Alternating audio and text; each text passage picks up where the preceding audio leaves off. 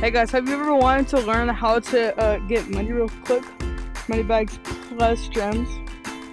First, gotta grab your pickaxe, go to bags, and get the $5 bag. If you're too broke to get it, go mine some with your pickaxe, come sell it here.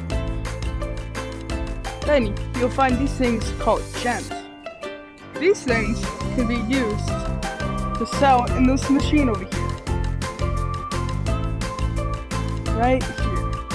So these in the machine, get money. And follow me back over here. You can stick it in the backpack. Right here. Stick in the backpack. Like that. Shut up. Then in the middle, there's like a 75% chance it'll explode, but 25% chance it won't. So am I lucky? Oh god, I'm not lucky this time. But normally there will be some sort of money bag that looks like this right here. You can sometimes get these from monsters too. It's pretty cool. Now, right?